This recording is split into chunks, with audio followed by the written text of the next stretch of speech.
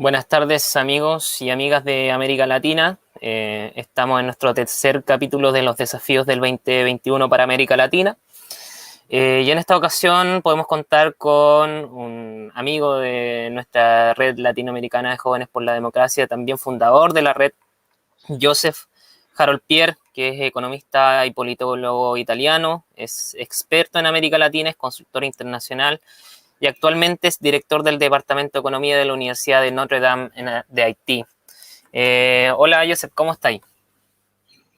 Muy buenos días, César. Gracias por la invitación. Yo creo que la red está haciendo un trabajo extraordinario para tener una visión panorámica de los desafíos de la región, hablando con protagonistas. Yo creo que eso es fundamental y para mí es un honor de ser y haber sido miembro fundador de la red. Así que un placer para hablar de la situación o de los desafíos de Haití. Bien lo has dicho, Joseph, en América Latina estamos viviendo momentos complejos con la pandemia del coronavirus, pero también estamos viviendo momentos complejos, como tú sabes, con problemas de la inestabilidad institucional en muchos países de la región, y uno de esos países es Haití. Digamos que hace ya muchos años viene con problemas institucionales, con debilidades institucionales, y la verdad nos gustaría que hagas un diagnóstico de la situación actual de Haití, que nos cuentes cómo están las cosas, cómo está la política en tu país y cómo viene el proceso también de elecciones.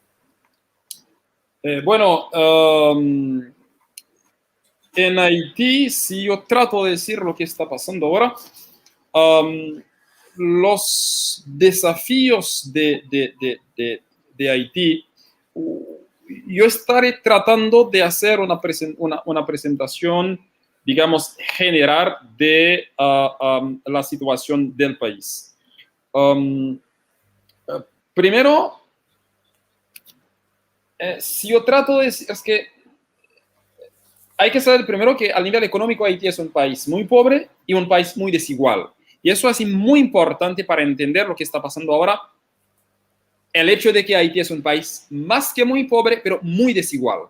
Para la democratización, la desigualdad es un elemento fundamental para entender los problemas de un país.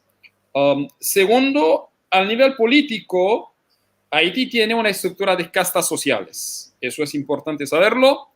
Y otro problema que tiene el país es que no ha emergido una élite. O sea, no ha emergido una élite económica, una élite política, una élite intelectual.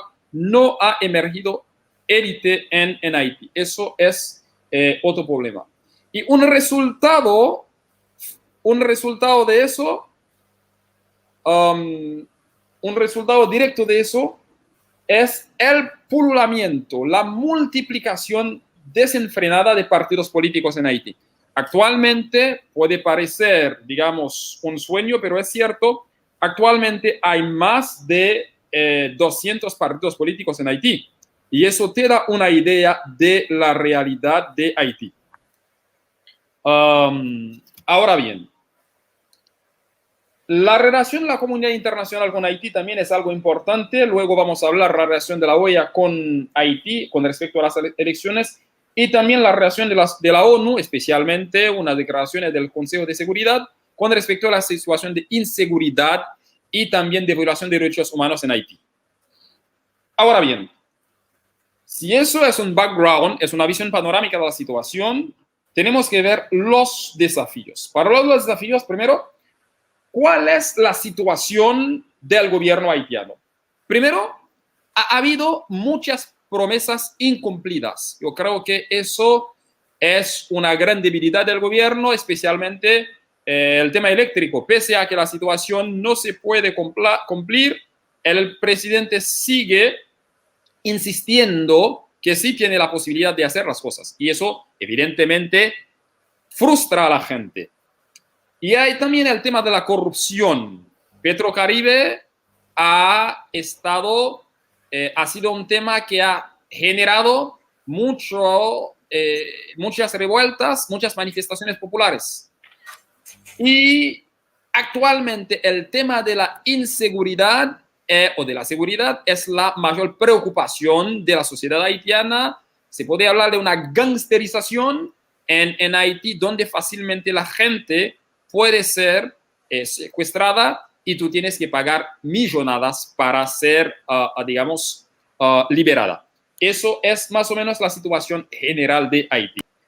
Los desafíos para el 2021, lo primero hay que decir, para que la gente lo entienda claramente, hay que hablar del fatídico artículo 134.2 de la Constitución haitiana. Repito lo que llamo el fatídico artículo 134.2 de la Constitución haitiana.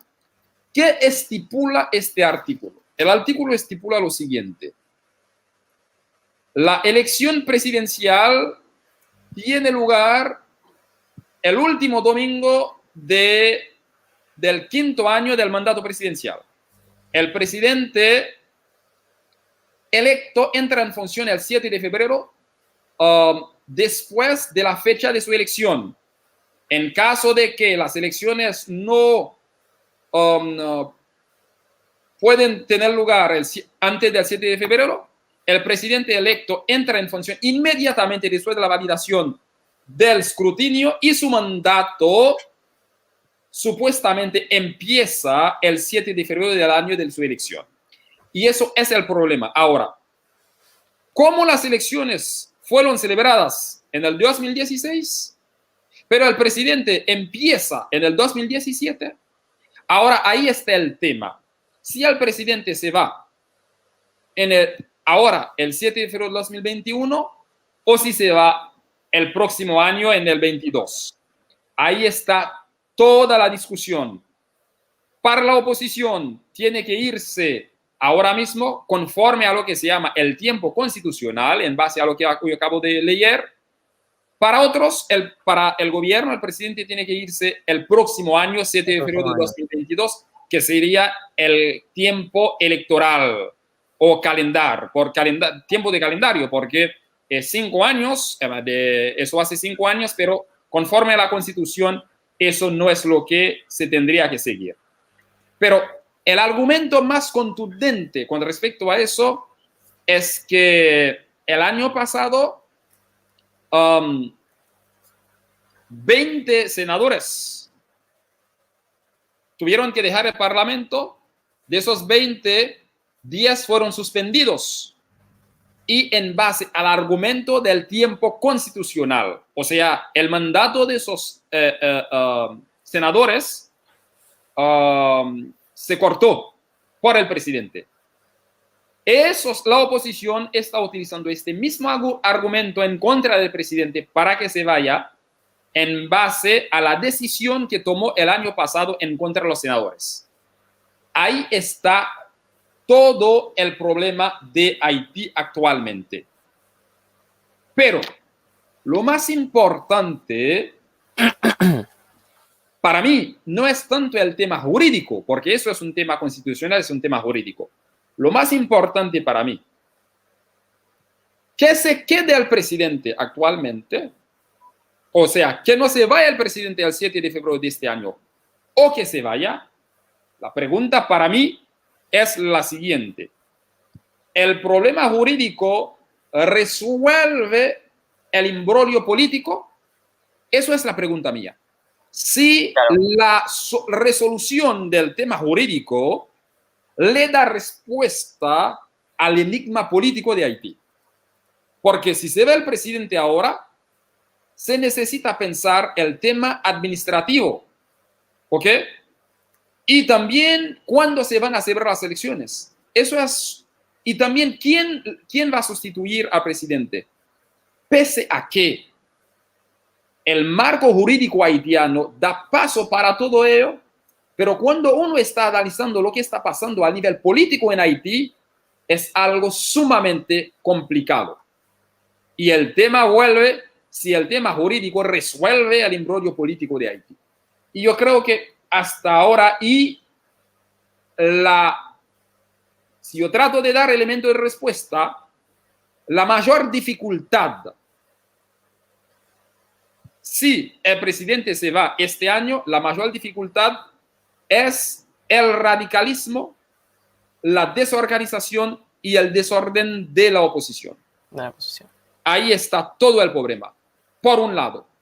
Por otro lado, que constituye este dilema es que hay realmente una violación de los derechos humanos en Haití y eso se está haciendo por el gobierno. Ayer, un senador, Nenel Kassi, fue apresado. Él fue apresado de manera muy ilegal e inconstitucional. Y eso es violación de derechos humanos que ha preocupado al alto comisionado de seguridad de las Naciones Unidas. Y es decir, que es realmente un dilema. Y eso cae definitivamente en lo que la OEA llama, en la Carta Democrática, la erosión del orden democrático. Y eso es lo que está pasando en Haití. Y es más o menos esta visión panorámica que yo tengo con respecto a la situación del país. Ahora podemos seguir la conversación en base a las preguntas. Bueno, la verdad a mí me parece que has tocado un punto muy importante en el sistema político haitiano, que es primero la inestabilidad institucional, digamos que se ha visto mermada por un sistema de partidos muy fragmentado en primer lugar, pero también por una pugna de poderes entre el sistema ejecutivo con el legislativo, que digamos ha sido la tónica haitiana durante varios años y que ha devenido, digamos, en todo el problema, digamos, de seguridad que tiene el país también. ¿Cómo tú ves que se puedan resolver estos problemas con reformas importantes a la Constitución, también haciendo eco con lo que, por ejemplo, estamos viviendo en Chile con el proceso constitucional? ¿O crees que también hay una salida, digamos, más que tiene que ver con el orden económico, con reformas económicas? Porque aquí podemos partir de dos puntos importantes que pueden ser las reformas económicas, que te llevan a que haya un proceso de cambio institucional. ¿O tú crees que partir por el proceso de cambio institucional para darle mayor estabilidad al sistema?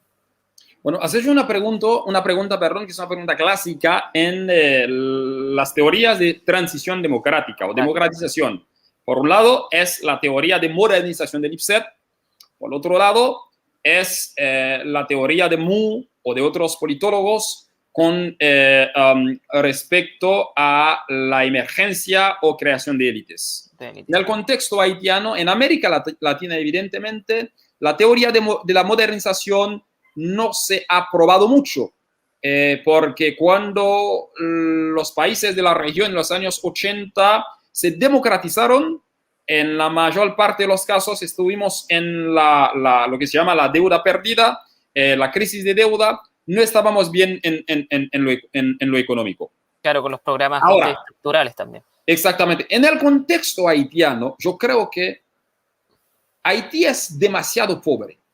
Haití es un país muy desigual.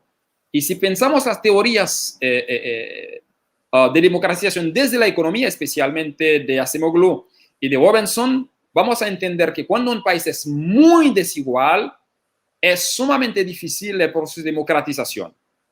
Porque la gente que tiene va a perder demasiado, porque evidentemente el proceso de democratización redistribuye las riquezas. Eso es un problema en Haití.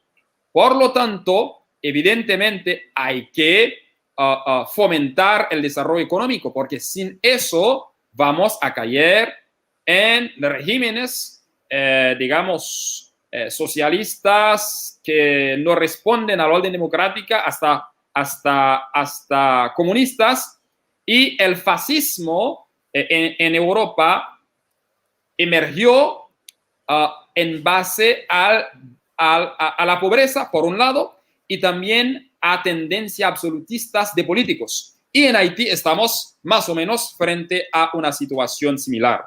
Ahora, eso es desde el punto de vista económico. Pese a que tenemos esa gran desigualdad, hay que trabajar el tema del desarrollo económico. Pero yo creo que, dado que Haití tiene semejanza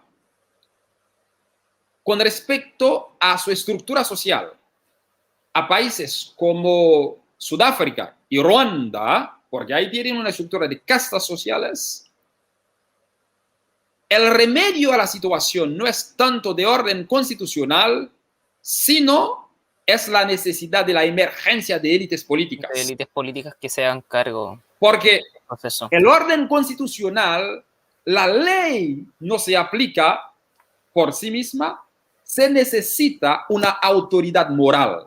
Esta autoridad moral sale de las élites políticas, que cumplen y que hacen cumplir la ley. Y eso es el gran vacío de Haití. O sea, y por eso el problema haitiano es aún más complicado. Primero te digo que el desarrollo económico, que es una condición necesaria a la democratización, no es tan fácil en Haití porque se necesita, primero, la dimensión, digamos, institucional, porque Haití no puede desarrollarse económicamente sin Estado de Derecho. sin Estado de Derecho, sin buena gobernanza. No se puede. Claro, que hayan garantías, que haya garantías al final para las inversiones Sin extranjeras. embargo, te doy un ejemplo. Solo el 5% de las tierras haitianas están registradas, solo el 5%. Si tenemos ya un problema de cadastro, es sumamente difícil pensar en inversiones extranjeras directas. ¿Ok? Y Haití no puede desarrollarse sin la participación de inversiones extranjeras directas. ¿Ok? Por lo que el problema institucional es fundamental, de orden jurídico es fundamental. Pero este orden jurídico ni puede pensarse, ni puede establecerse sin la emergencia de una élite, primero, que lo va a plasmar por un lado y sobre todo que lo va a cumplir y que lo va a hacer cumplir. Ahí está el imbroglio de Haití. Si resumo mi argumento, digo primero, se necesita la emergencia de una élite política de Haití, lo mismo que pasó en Ruanda con Nelson Mandela, se necesita eso. Esta élite política va a trabajar conjuntamente, paralelamente, concomitantemente con el establecimiento o la plasmación de un orden jurídico y del mismo modo trabajar con el desarrollo económico. O sea, la clave pasa por la emergencia de élite política. Pero es aún más complicado porque me parece a veces que el problema haitiano, yo soy politólogo y mi análisis está en teoría, está plasmado en teoría política, pero a veces tengo la idea de que a diferencia de países de la región, el problema haitiano va más allá de una explicación de la sociología política o de la ciencia política puramente, va a estar relacionado con el orden antropológico. Es decir, que es aún algo más profundo y complicado. Claro, como tú indicabas también, aparte de un problema político, también un problema antropológico que tiene que ver también mucho con que fue una colonia francesa y también, digamos, Haití desde sus inicios ha estado en un proceso importante de problemas entre tribus, problemas que tienen que ver entre las personas, problemas también que tienen que ver con el acceso a ciertos bienes y servicios, sobre todo al agua también. Entonces, ¿cómo tú ves el panorama para Haití en este año más allá del tema político, que es un tema muy importante, pero también cómo ves Haití en el tema actual, cómo está enfrentando la pandemia, problemas con el agua, problemas con la desnutrición, y cuál ha sido el rol también de las organizaciones internacionales y cuál es tu visión respecto del rol de las organizaciones internacionales de ayuda para el desarrollo en Haití? Bueno, el tema en resumen es un tema relacionado con las políticas públicas. De problema del agua, de salud, alimentación, es un problema de políticas públicas. Comunidad internacional, organizaciones internacionales y el gobierno haitiano, trato de responder la pregunta. Primero, empiezo con la comunidad internacional. Yo creo que la comunidad internacional en este caso no ha ayudado a Haití. ¿Por qué no ha ayudado a Haití? Después del antes del terremoto en el 2009 había 243 organizaciones de la sociedad civil trabajando en Haití, o sea, de las ONGs, tanto nacional como internacionales, trabajando en Haití. 131, más de la mitad, eran haitianas. Después del terremoto, en el 2010, hubo ya 10.000 ONGs, O sea, un aumento de 4.000%. Esta multiplicación desenfrenada de ONGs en Haití, solo esas organizaciones estuvieron recibiendo los fondos internacionales, por lo que menos del 10% de las ayudas internacionales llegaron al Estado haitiano y las ONGs haitianas. Y el Estado haitiano y la sociedad haitiana estaban aislados del proceso, entre comillas, de reconstrucción de la comunidad internacional, por lo que no estaba ayudando a Haití a consolidar las instituciones públicas, las instituciones del Estado, y también no estaba fortaleciendo la sociedad civil. En este caso, la comunidad internacional no estaba ayudando al país, y eso hay que reconocerlo. Eso es por un lado. Pero el Estado haitiano, yo creo que por un sociólogo haitiano, está definido como un Estado antinacional. El Estado haitiano realmente está en contra de la nación, está en contra del pueblo, y eso ha sido la historia de Haití. Lo que está pasando ahora, yo creo que el gobierno no tiene, más allá de un discurso, el gobierno no tiene ninguna política definida en términos de agua, en términos de alimentación, en términos de educación, en términos de electricidad, de energía, no tiene de verdad una política definida. Porque, y eso vuelvo a mi tesis, eso tiene que ver con la falta de élites. Porque el actual presidente no tiene experiencia política, no tiene una cultura política, no tiene lo que se necesita para dirigir este país. Y también tiene una tendencia, de alguna forma, tiene algunas ideas dictatoriales. Por ejemplo, decir que yo voy a ganar las elecciones independientemente de cómo se hacen, yo creo que eso te da alguna idea. No hay una política, digamos, de políticas públicas, no hay políticas públicas definidas por el gobierno en Haití. Ahora, ¿qué es lo que se puede hacer en todo eso? Bueno, con respecto al COVID, ya yo hablé de la comunidad internacional, yo hablé del gobierno haitiano, pero la comunidad internacional no ha podido, pese a que tiene su responsabilidad, pero el gobierno haitiano no tenía las condiciones para recibir las ayudas tampoco de la comunidad internacional, claro, porque es totalmente débil en tema institucional. Lo único que la comunidad internacional tenía que ayudar a fortalecer esas instituciones, pero son visiones diferentes. Pero al fin y al cabo, la respuesta es la falta de élites en Haití, tanto en el gobierno como fuera del gobierno. ¿Ok? Con respecto al COVID, tuvimos la suerte. Yo creo que la mano de Dios ahí ha estado actuando, porque pese a que no tenemos condiciones de salud en Haití, no tenemos instalaciones, no tenemos infraestructuras, pero yo creo que uno de los países menos afectados en la región. Hay personas en Haití que han sido afectadas, pero el nivel de, digamos, la cantidad de muertos, yo creo que es prácticamente insignificativa en comparación con otros países de la región, por ejemplo, en comparación con República Dominicana. Es más, en Haití, es ahora que un poquito de conciencia se está desarrollando con respecto a la enfermedad, pero por mucho tiempo la gente decía que eso no existe en Haití y hasta ahora se sigue diciendo, peso a que uno siente que se dice menos ahora. Es decir, que no es por obra del gobierno para nada, sino yo creo que hay explicaciones, es porque los haitianos han sido, digamos, vacunados mucho cuando eran niños en contra de otras enfermedades. Eso es una explicación, o hay otras explicaciones, pero la verdad es que Haití no es muy afectado por el COVID. Y así es la situación. Pero para pasar de esta situación, tanto del COVID, relación con la comunidad internacional, la actuación del gobierno, todo ese embrollo puede resolverse de una única forma, desde mi punto de vista, es la emergencia de élites políticas en Haití. Claro, yo creo que tocaste un punto muy importante y que está dentro de los debates que tienen que ver con la ayuda oficial al desarrollo, que si es la ayuda oficial al desarrollo buena para el desarrollo, valga la redundancia, de los países a los cuales se quiere ayudar.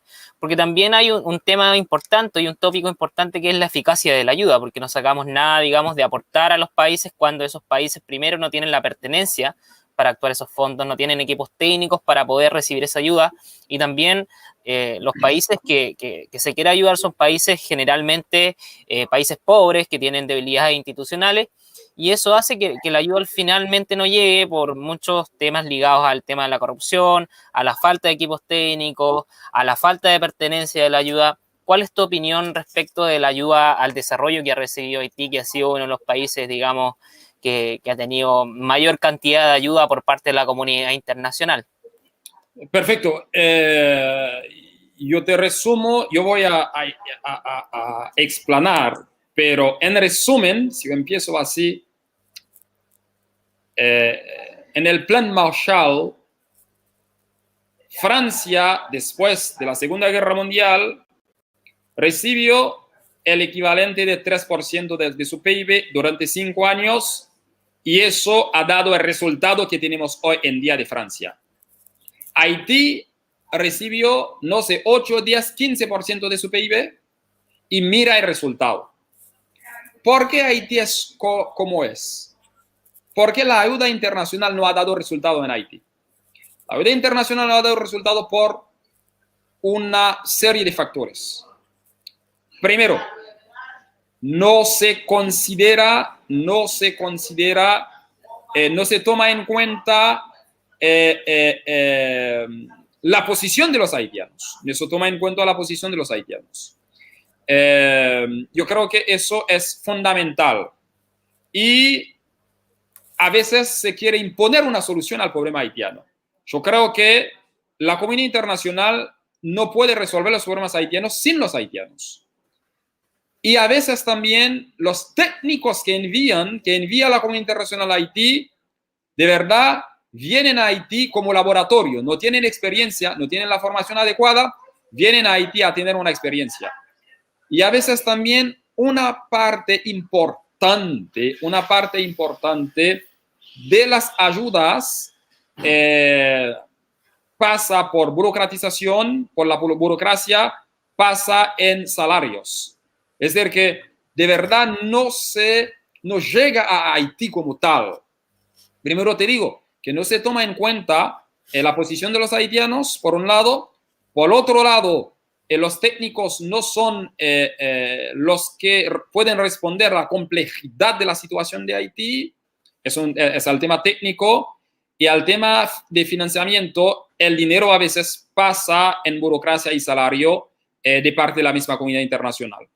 Y según, por ejemplo, el texto, hay una tesis escrita hace como 3 años en Estados Unidos sobre cómo se gastó el dinero. No hay transparencia.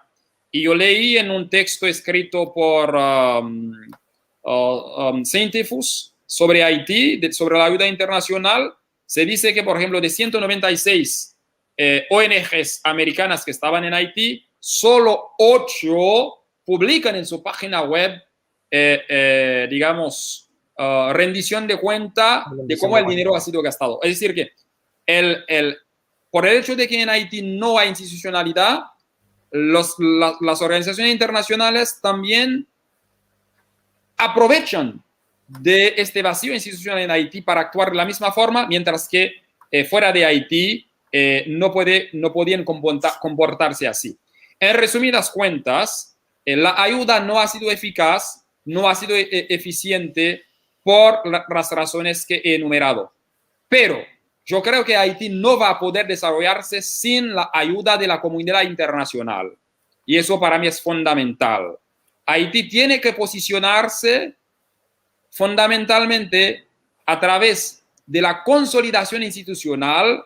O sea, Haití tiene que empezar con el fortalecimiento institucional de modo que la comunidad internacional, las ONGs internacionales puedan entrar en ese mismo proceso. Pero no es que la comunidad internacional pueda empezar desde cero. Cada vez que la comunidad internacional tiene que empezar desde cero con Haití, vamos a tener el mismo resultado. Pero yo quiero reiterar que Haití no va a poder desarrollarse sin el apoyo de la comunidad internacional, y lo que hay que hacer es que Haití tiene que posicionarse, y vuelvo a mi tesis, a través de creación de élites que fortalezcan las instituciones, y así estaremos listos para recibir la ayuda y estaremos en posición de canalizar esas ayudas. Y así pienso la situación. La situación está muy mal, pero puede mejorarse, puede solucionarse. Tú tocas un punto muy importante en respecto de la ayuda oficial al desarrollo y tiene mucha concordancia con lo que fue la Declaración de París en el año 2005 sobre la eficacia de la ayuda, que tú decías tres puntos fundamentales que también tocaba el documento, que era la participación de las personas que recibían la ayuda, es decir, tú dijiste que no se tomaba la posición de los haitianos para ejecutar programas y proyectos que vayan en beneficio de las comunidades.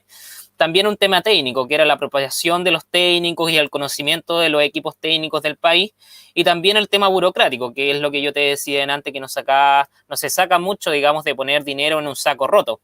Entonces, yo creo que aquí hay un punto importante y son desafíos importantes para Haití sobre mejorar esa eficacia de la ayuda, y también yo creo que la comunidad internacional tiene que poner el foco en que en países como Haití, que son uno de los países que más reciben ayuda a nivel mundial, vaya mejorando esta eficacia de la ayuda, pero también eso no va a ser posible sin, como tú dices, el fortalecimiento de las élites y el fortalecimiento de las instituciones democráticas. Claro que sí, no puede, sin el fortalecimiento. Primero, Haití tiene que ser un actor. En el juego internacional, Haití tiene que ser un actor. Este actor, digamos, se constituye a sí mismo. Y actualmente Haití no es un actor. Evidentemente, no creo que la comunidad internacional, a veces, eso entra en la teoría realista de relaciones internacionales, como la comunidad internacional se posiciona con respecto a Haití. Pero la comunidad internacional evidentemente defiende sus intereses, y los intereses de Haití no necesariamente compaginan con los de la comunidad internacional. Pero en el momento actual, donde la comunidad internacional necesita el fortalecimiento democrático a nivel internacional, a nivel mundial, los intereses de Haití, creo yo, están alineados con los intereses de la comunidad internacional. El trabajo que tiene que hacer Haití es, digamos, entenderse para que emerja una élite política, y esa élite política estará en posición de dialogar con la comunidad internacional y beneficiarse, digamos, de la ayuda internacional. Pero eso es el primer paso, porque si Haití no da primeramente este paso, la relación entre Haití y comunidad internacional será exactamente lo mismo, o la misma. Claro, un punto importante tocas tú sobre cómo se relaciona también Haití con el ámbito internacional, con la sociedad internacional o el sistema internacional, como tú lo quieras llamar. Y a mí me gustaría saber cuál es el rol que tiene la diplomacia haitiana en la comunidad internacional. ¿Tú la ves un poco débil o crees que están haciendo esfuerzos vastos para solucionar estos problemas que tienen que ver con la debilidad institucional y también con la cooperación? Porque yo creo que la cooperación en el ámbito internacional, en un sistema anárquico, es muy importante. Bueno, yo creo que la pregunta si la diplomacia haitiana es débil.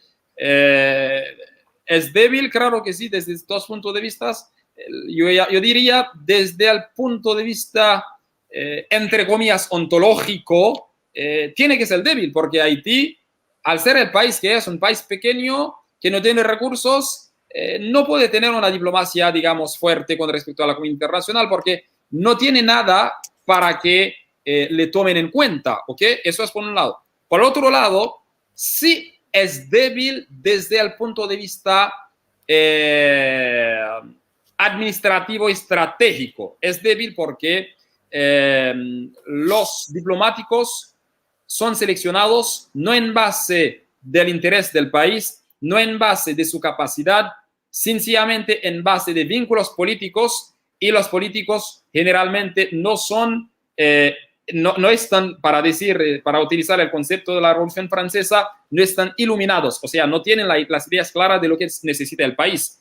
Y tú vas a entrar a una embajada haitiana hay 3, 4, 5 veces más personas de lo que se necesita y la gente no tiene la formación adecuada generalmente. Y en la diplomacia, la gente que tiene la formación adecuada tiende a aislarla. Hay haitianos que tienen la formación adecuada para trabajar en la diplomacia, esa gente es aislada. Y yo conozco casos muy concretos.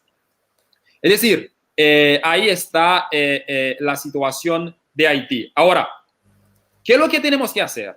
Hay 6 ejes de relaciones internacionales. En las 6, tú has tocado el punto clave, cooperación internacional. Hay 6 ejes que son el comercio internacional, la atracción de inversiones directas, participar digamos, entrar en el mercado de capitales internacionales para tomar préstamo. Haití no tiene nada ni en el comercio, ni en la capacidad de atraer inversiones, tampoco puede participar en no pueden entrar en los mercados internacionales porque no cumple con las condiciones. Eso al nivel económico. Al nivel político tenemos la imagen que Haití proyecta a nivel internacional es una imagen fea. Bueno, ya lo sabes, con las manifestaciones, las vueltas y todo. Nos queda un solo elemento, que es la cooperación internacional. Pero para que la cooperación internacional funcione, Haití, reitero el mismo concepto, tiene que posicionarse. O sea, mira lo que estamos haciendo, mira lo que queremos hacer y la comunidad internacional le hacemos una propuesta y analizamos de ambos lados esa propuesta. Pero Haití no es un actor para este juego, para este diálogo. El problema es que como actor de diálogo, Haití no existe. Como actor, repito, como actor de diálogo frente a la comunidad internacional, porque actualmente tú tienes, la oposición no es de una voz, no tiene una voz. El gobierno tampoco tiene una voz, porque el gobierno tiene una posición, mañana tiene otra posición. O sea, no hay una política definida. Un ejemplo claro, tú puedes tener el embajador mejor cualificado en un país, el embajador de Haití, pero no le presentan ningún plan. Mira, tú vas a este país, mira el trabajo que tú tienes que hacer, mira lo que tú tienes que llevar a cabo. Eso no existe en Haití. Si eso es la situación, ya tú sabes, en resumidas cuentas, por el tema de que no existe élite política, cualquier persona llega al poder y los puestos se distribuyen en función de razones políticas, no en función de la necesidad del país.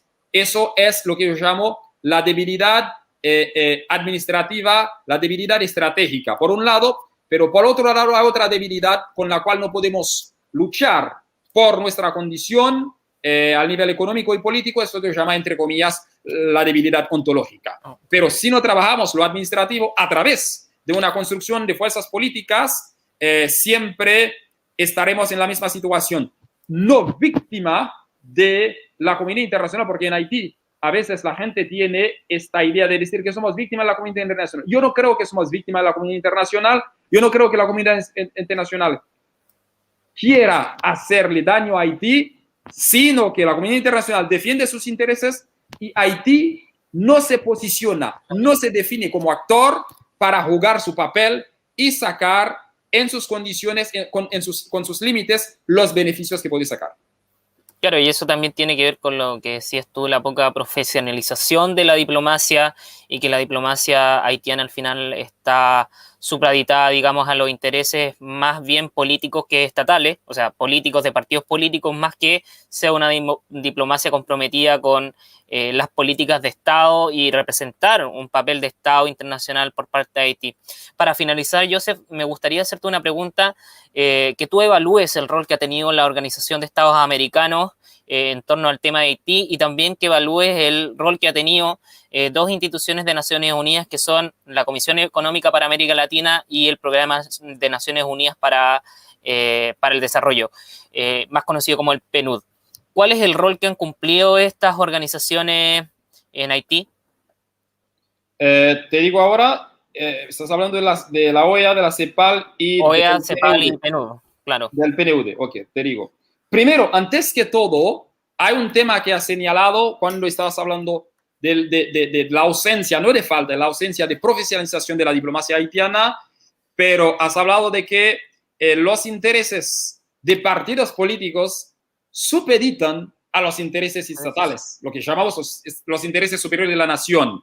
Claro. Pero tú le has puesto a Haití en un escalón más alto de lo que es real, en lo que está realmente. En Haití no se trata de intereses de partidos políticos. Si se tratara de intereses de partidos políticos, estaríamos a un punto más avanzado. Se trata de intereses individuales. Porque en Haití no hay una posición de partidos políticos. Porque claro, no existen partidos políticos realmente. Lo que existen son individuos que bajo pretexto de partidos, a través de, digamos, de figura de partidos políticos, tratan de sacar sus propios intereses, pero no hay realmente partidos políticos. Si tomamos lo que pasó, por ejemplo, en Honduras, ahí había conflicto de partidos políticos. En Dominicana, estamos hablando del 2009, en Dominicana, el año pasado hubo un conflicto entre partidos políticos, de fisión política, y ahora un partido político se escindió, el PLD.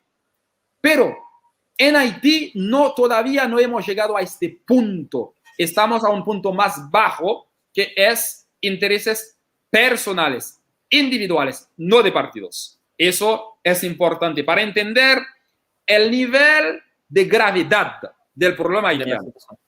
Ahora, hecho este punto, yo paso a contestar la pregunta relacionada con la OEA, la CEPAL y el PNUD. Yo creo que la OEA ha estado jugando un papel en Haití, primero, a nivel regional, la institución es débil por, digamos,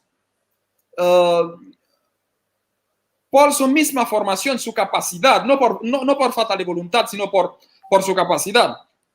Las condiciones para que la OEA entre realmente a un país son tres, lo que llamamos los 3 puntos de la Carta Democrática o la resolución 1080, es que haya un golpe de Estado, es que, como en el año 91 en Haití, entró a la OEA, como lo que pasó en el 2009 en Honduras con Zelaya. Eso es claro cuando se da este caso. Eso, evidentemente, es al inicio del periodo de la tercera era de la democratización, de la tercera ola de la democratización en América Latina. El otro punto es lo que llamamos autogolpe, con lo que pasó en el 92 en Perú con Fujimori, cuando entró la OEA. Pero lo que llamamos la tercera condición es la erosión del orden democrático, cuando hay violación de derechos humanos, pero el punto más fácil para OEA es cuando hay golpe de Estado, pero actualmente no hay golpe de Estado clásicos, por lo que es difícil para OEA ahora entrar. El trabajo que ha estado haciendo la OEA en Haití, yo creo que algo se ha estado tratando de hacer para dar cierta respuesta. Yo creo que la OEA ha tenido un papel, yo diría, inhibidor contra la tendencia dictatorial de algunos gobiernos, contra el radicalismo de la oposición. Yo creo que sí, la OEA ha ayudado a, yo diría, al empeoramiento de la situación de Haití. En este caso sí, yo creo que sí hay algo ahí. Pero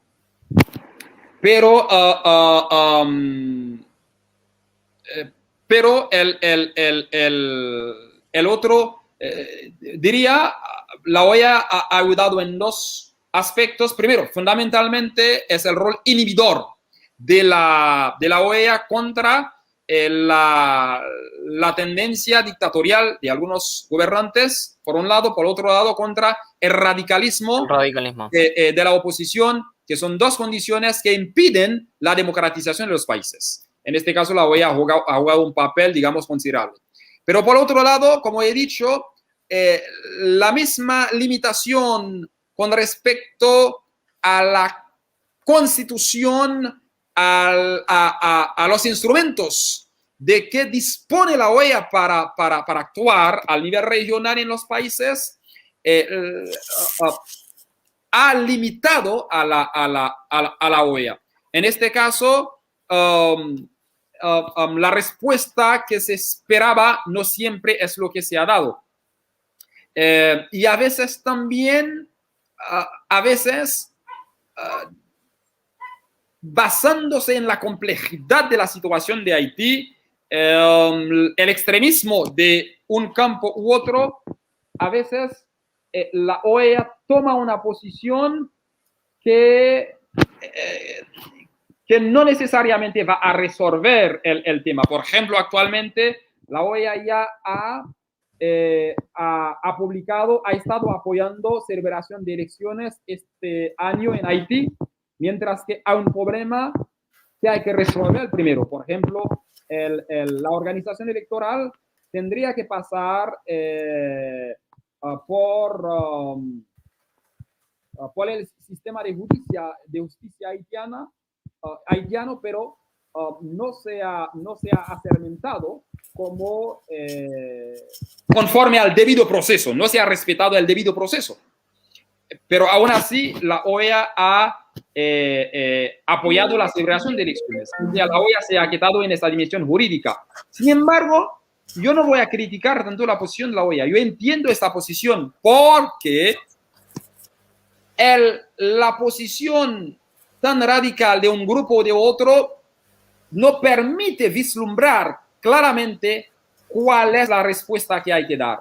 Por eso la OEA se ha quedado, yo diría entre comillas, en una posición institucional, pero que puede hasta hacer pensar que la organización se está alineando con un grupo que no es necesariamente el grupo que defiende el orden democrático. Pero en Haití ni el gobierno ni la oposición defiende el gobierno democrático. Es más o menos la posición de la OEA, aunque la OEA en Haití no generalmente goza de una percepción muy positiva, pero yo personalmente yo creo que ha estado jugando un papel bastante importante para inhibir las tendencias dictatoriales de un grupo como de otro, y también las tendencias del radicalismo de un grupo como de otro, que no ayudan a resolver los problemas ni a entrar en el proceso de democratización que necesita cualquier país de la región. Eso es con respecto a la OEA.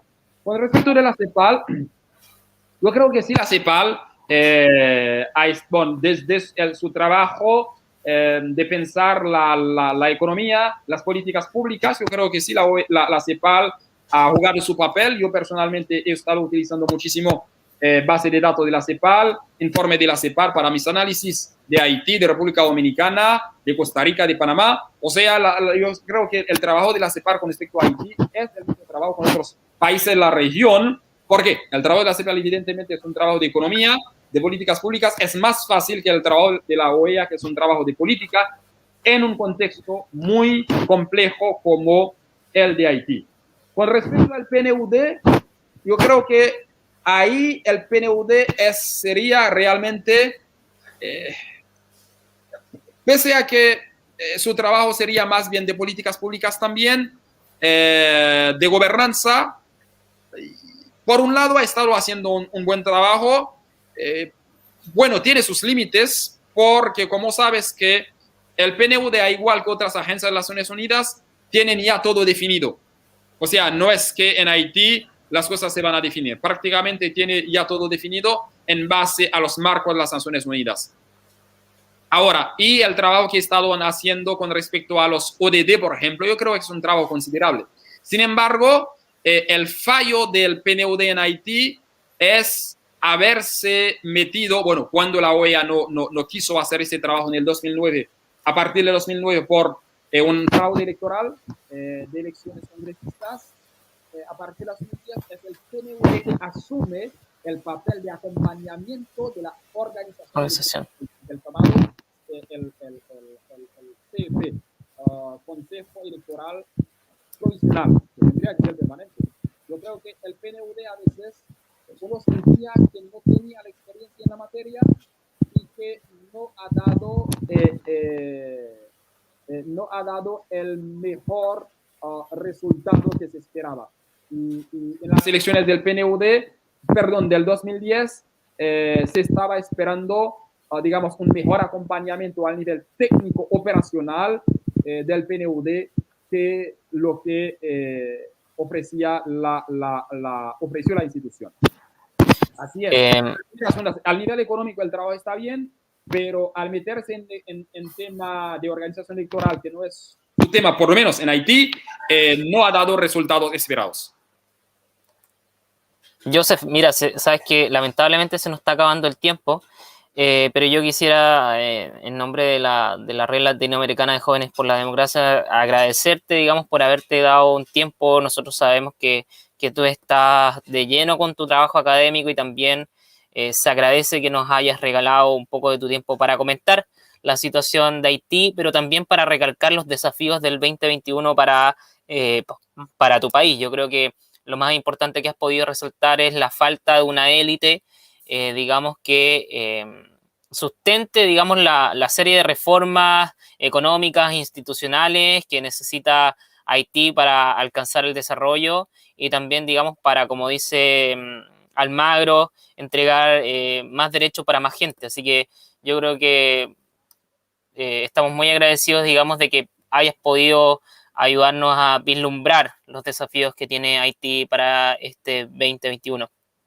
Muchas gracias, César, es un placer. Yo conozco el trabajo importante que ha estado haciendo la red y es un honor para participar y yo creo que tenemos la inmensa responsabilidad de ayudar a la consolidación de las democracias en la región, en los diferentes países, haciéndonos acompañar por organismos como la OEA, el PNUD y otras organizaciones internacionales. Así que siempre estaremos dispuestos para participar en este trabajo de consolidación democrática y de desarrollo económico en la región. Muchísimas gracias. Muchísimas gracias a ti, Joseph, y les enviamos un cariñoso saludo a todos nuestros amigos de toda América Latina que nos están viendo en este momento por streaming.